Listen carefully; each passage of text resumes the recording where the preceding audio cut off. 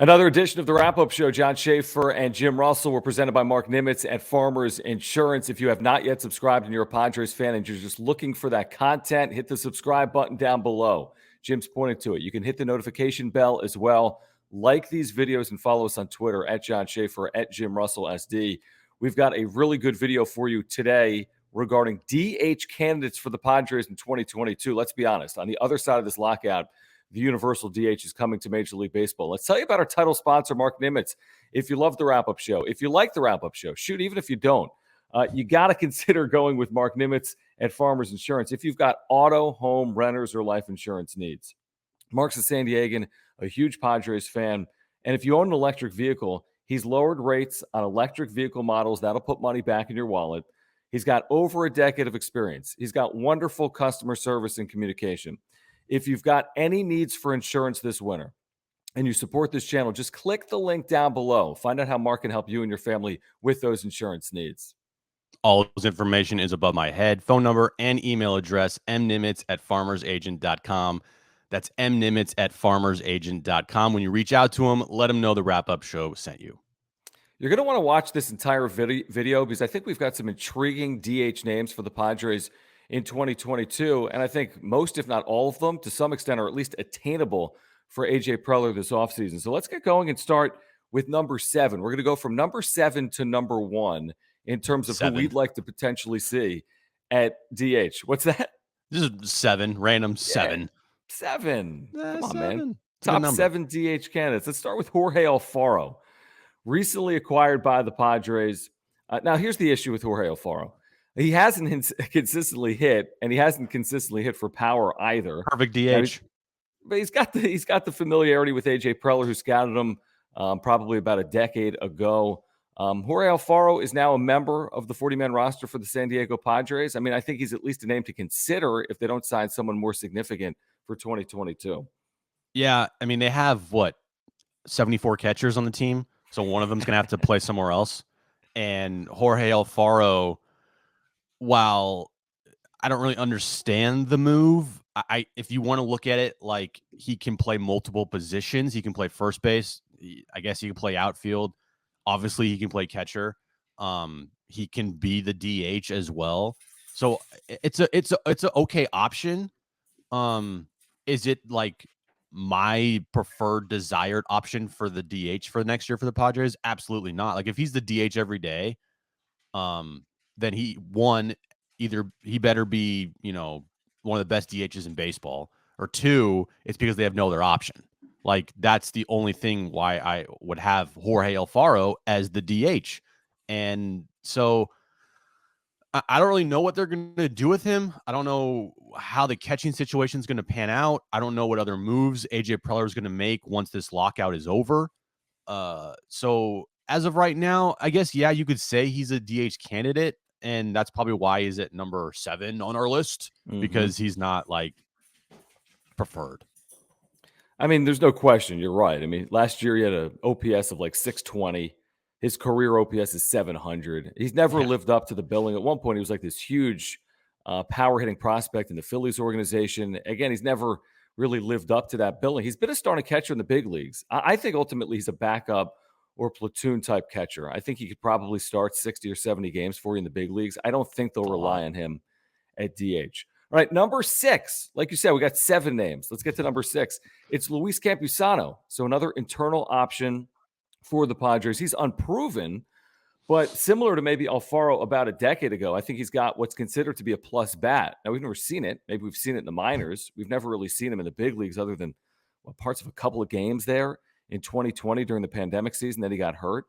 People love his bat. He's considered one of the top, obviously, prospects in the Padres organization. I don't know if they'll go with him because he's unproven, but I could see him getting some time at DH potentially in 2022.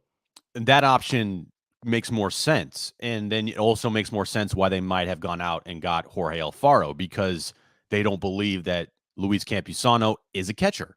And if they don't believe Luis Campusano is a catcher, well, then they need more catching in the organization. And that's why they went out and got Jorge El Faro. I like Campusano as a DH. I like that you can just plug him in, let him go hit. I mean, we saw what he did in the minors last year. Dude was hitting bombs every other day. And it was a major concern of like, why is he not up yet? You were the advocate of bring Luis Campusano up, like bring him up for September. What is the big problem by bringing him up? So I like that. Just give him the DH spot. Just don't have him think about catching games, because when you're a catcher, let's be real here. There's only a few catchers in baseball that are really good catchers and also really good offensively, because catching, it takes so much attention to detail that kind of you put hitting on the back burner, because catching's more important, honestly. Yep. Like it's more important than hitting point. if you're a catcher. So for Luis Campusano, being a young guy, being a guy that they might not view as like the so-called catcher of the future, if there's a DH, which there's going to be, maybe it's best to just utilize his strength, and that's his bat, and put him at DH. Say, look, don't worry about a pitching staff. Don't worry about catching games. If you need to catch a game, like, you can do it, but we're not asking you to be like catching 4 out of every 7 games a week or 4 out of 6 games a week. We just want you to hit because we think your bat could be elite. So I like that option. Yeah, I think the bat plays, Jim, to your point. 840 career OPS in the minors, 906 last year in El Paso in 81 games. There's reason to believe he's going to be easily an 800 OPS guy in the big leagues with a chance to be a 900 OPS guy. And you mentioned an elite bat. I mean, if he can be consistently someone that's slugging and getting on base and hovering somewhere around 900, and now he might not do that in 2022, but even in 2023 and beyond, he could be a useful bat for the Padres. All right, number 5. You're going to have to dream a little bit here. I mean, this is a little creative, not really dream. Albert Pujols has not retired, and he hit over 300 against left-handed pitching. I know we both smile and laugh. I mean, he's been in the big leagues for like 21 seasons. He hit over 300 against left-handed pitching, 254 overall, 12 homers, 38 RBIs. He's won a lot of games. He's been on some very good teams. You obviously love him in the clubhouse. He wouldn't cost a ton. If you're going to have the DH, there's no one that would serve that role more valuably potentially. I mean, it's the only role he can serve, is my point. I mean, I'm not saying he's the number 1 DH candidate, but you can't play him anywhere else. So if there's going to be a DH, that might be a reason to consider Albert Pujols, again, solely against left-handed pitching. He's going to ground into double plays. He's not the batter he was 15 years ago, but he's going to run into 10 or 15 balls if he plays 60 or 70 games too. That one, it's like, yes, they could work, and you made a compelling argument for it. But again, I don't know if that's the route they should go because of his age. Like, at any moment, he could be on the IL for 2 months, with a back problem, or with an oblique problem or something like that. If he's healthy, then yeah, he could run into a couple, and he hit over 300 against lefties last year, and he'd be a really good clubhouse presence. But I just and also he'd be very cheap. Like we're looking at players here that, there's one name on the list that we'll get to that might cost a lot, but all these names that we're talking about are either internal options, or you could be had for, cheap 1-year deals. So that I like. I don't like his age. I don't like his durability. I don't like how he looks like he's a old softball player playing out there with it. I mean, dude looks massive. He's massive. He's massive, and he can't run, can't field, can't really do anything besides pitch hit. That's the beauty of the DH. I know, but even if he gets on base, he can't run. He could be injured at any moment. He's old. He has some pop left, but Albert Pujols 5 years ago as a DH, yeah, okay. Even though then, he still wasn't like amazing 5 years ago, but it's not. Doesn't excite me. He's playing right now in the Dominican. He's playing in the Dominican Winter League. This guy he's hitting like 480 with like 6 home runs. They're gonna have to drag him off the field for him to retire. He's never gonna stop playing. He's like Tom Brady. He really is. He really is. Although I think Brady's probably had a little more success in the second chapter of his career. Before we get to number 4, which for me might be the most intriguing name, I want to tell you about Fresh Meal Plan. We have an offer for our viewers this holiday season. You want to eat healthier and you don't have time, and we've got $40 off for our viewers. So there's a link down below. There's a promo code as well. We ask, if you support this channel and you have any meal delivery needs, consider Fresh Meal Plan. Healthy, delicious, affordable food delivered right to your door, and it cooks quickly. This isn't 45 minutes or an hour of prep. Nobody's got the time. You also want to eat healthier because 2022 is coming. We all feel that way with the holidays coming as well. So again, fresh meal plan, Jim, $40 off for our viewers. All you have to do is click the link down below, use the promo code, you get $40 off. Yeah, this is a crazy time of year. Holidays, having to buy presents for everybody, and you kind of are, tapped on money a little bit, and you're also tapped on time to make food, eat food at dinner time. You're like, oh my God, I got to cook again. Best part about this is it's done for you, and we're giving you $40 off. Click the link in the description below. Go check it out. Get the food. You'll thank us later. Trust us. This food is delicious. Look at it. It's steak, salmon, salads, asparagus, potatoes. Like it's perfect. And especially because you want to eat healthier, like this is the way to go. Fresh meal plan, $40 off. Thanks to the wrap-up show. All right, number 4, Jim. Chris Davis, who I think is a complete flyer deal. Why I said it was intriguing is here's a guy that not long ago, 2018, that's not long ago, led baseball in home runs. He's had 340-plus homer seasons. He had 48 in 2018. Now, he was released last year, re-signed by the A's, was in the minors, then came up. He's one of these guys, you just give him ABs, and he's a professional hitter. Now, I'm not saying he's the same hitter he was in 2018. You might be able to get him on a minor league deal. And he's got the relationship with Bob Melvin as well. Whatever you get him on, it's a one-year deal. It's a very cost-efficient move potentially. And I think there is at least upside. And nobody thinks he's going to hit 48 home runs. But if he hits 24 home runs and he's in a DH candidate that only costs, $1 million or $1.5 million, I think it's at least a name to consider.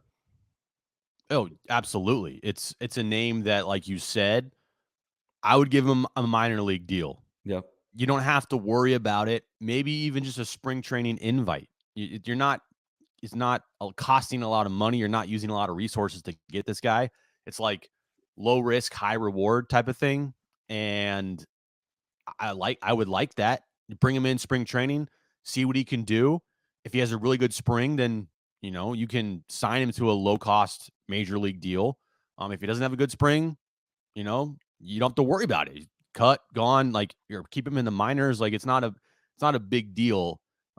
If you bring him in, he's not going to cost a lot of money, and he also has the potential, like you said, to give you 20 to 30 bombs. He's not going to hit for average, No, but he will give you home runs, and that's the thing that this team desperately was missing last year. Besides Tatis and Machado, to an extent, I don't think Machado had the power year that he wanted. But other than Tatis, who hit 42 homers last year, you didn't really have that other power threat besides Machado at times, and Cronenworth had a good year offensively. So, yeah, flyer deal. I like it. Don't have to worry about it if it doesn't pan out. Yeah, I think if you give him the volume of plate appearances, I think if you give him 300 plate appearances, he runs into 20 balls. He just needs 300 plate appearances. And like you said, he's not going to have some gaudy batting average. Maybe he won't have a gaudy on base percentage either.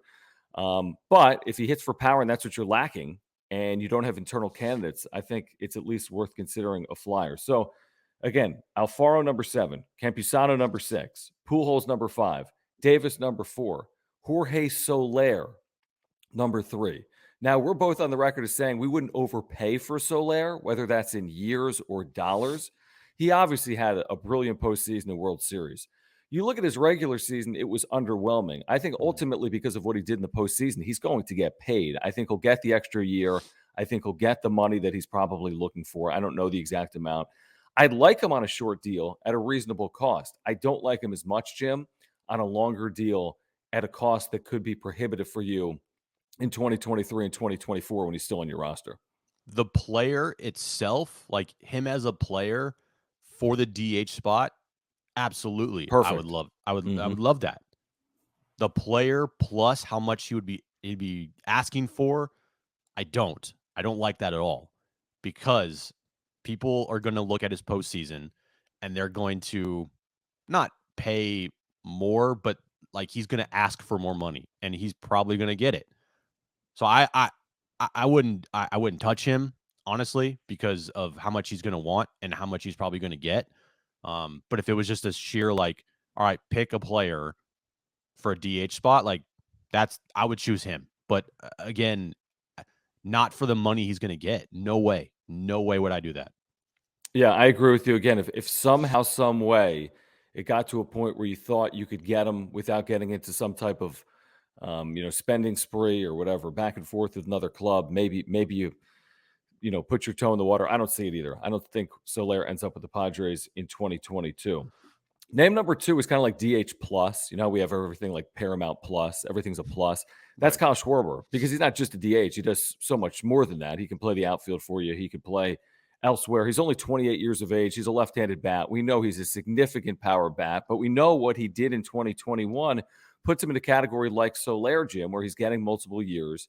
He's getting, what, $15 million a year, if not more. He's probably getting $45 million overall, if not more, from his next deal. So again, he's a guy that has pure power. He's that professional hitter we always talk about as a DH.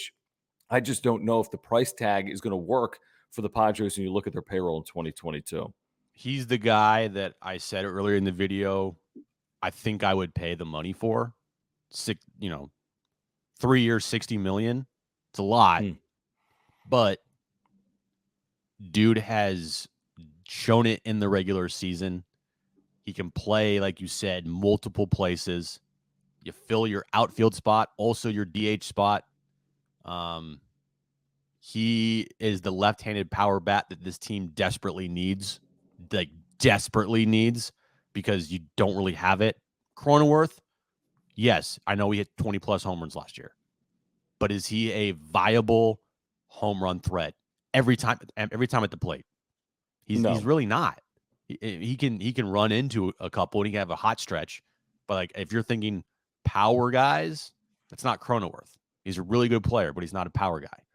Schwarber, he's a power guy. He is a guy that can get you 35 bombs a year. He is a threat every time he goes to the plate, and he's a left-handed bat that this team needs. Imagine a lineup. You start out with, Grisham, Tatis, Schwarber, Manny. That's a really good 1 through 4. And then you have Cronenworth behind Manny, or however you want to do it. You have a good lefty righty, because I know everyone loves to do lefty righties, but you would have Grisham, Tatis, Schwarber, Manny, Cronenworth, or however you want to do it. Cronenworth third, Schwarber fifth. That's probably how I would do it, actually. But it would just fill a lot of needs for this team, and I would seriously consider Schwarber. He would be at the top of my list as far as just players to go out and get that I think won't cost you the $150 million. $60 million is a lot. Wrong, it's a lot, but it's not $150 million. I think my number one candidate is going to be the number one name we talk about right here, because of all of the everything that surrounds him, because you can get him, and you can get him for 1 year, and you can get him for a reasonable amount. It's Nelson Cruz, who's not a left-handed batter. He's a right-handed batter. He's not young. He's at the end of his career. He's getting 1-year deals at this point. He's going to come at a decent price. He made $14 million last year, $13 million. He'll make something comparable, 13, 12, 14 in 2022. He slugged .497. I saw Dennis Lin wrote earlier this week that the Padres believe he is a culture changer. So you're getting production. You're getting something they desperately needed in the second half of last year. And we were led to believe through sourced media reports that the Padres made a real significant try to land him at the trade deadline and didn't. Even without the DH, they tried to land Nelson Cruz. So I'd be shocked, utterly shocked, if A.J. Preller didn't do everything in his power to try to land him on a 1-year, $13 million deal, plug him into the DH, get him 130 starts, hit 30 home runs, slug 500, be good in this clubhouse. And again, is it a 28-year-old hitter like Kyle Schwarber that can help you in multiple spots and that's a left-handed hitter? No. But he serves a need, and he fills the need well. And if he can stay healthy, he's going to run into 30-plus balls, and he's going to get on base as well. He's easy. He's the easy choice here. When you think about DH candidates for the Padres, you immediately go to Nelson Cruz. He's the guy, the no-brainer. the guy that's going to hit you 30 homers, the guy that's not going to cost you a lot of money, the guy that's going to be a, like you said, culture changer in that clubhouse, be a bona fide leader. It's Nelson Cruz. Like, yes, I want Kyle Schwarber, but if they can't get Kyle Schwarber, like, Nelson Cruz is the guy. He just is. It's a no-brainer to go out and get him. And the links are there between the two sides. I don't know if they're the link that they're there between the two sides, but I definitely know that the Padres view Nelson Cruz as a guy that could fill a lot of their needs. So yeah, 1 year's $13 million. No brainer. Yeah. Who says no on either side to that deal? Cruz probably wants to win. $13 million is reasonable, and the Padres need a DH. Chat, who do we miss? Are we out of order? I mean, is there someone you'd rather see in a Padres uniform DHing in 2022? Reply down below with your top DH candidate for the Padres in 2022. Reminder, subscribe to the wrap-up show. If you're looking for year-round Padres content, even during the lockout, look at Jim. Hit the button down below. If you hit the notification bell, you'll be notified when we have new videos. If you like these candidates, hit the thumbs up button and like these videos and follow us on Twitter as well, at John Schaefer, at Jim Russell SD. Much more is coming for you throughout the coming days and weeks here on the wrap-up show. Until next time, for Jim Russell, I'm John Schaefer. This has been the wrap-up show, presented by Mark Nimitz at Farmers Insurance.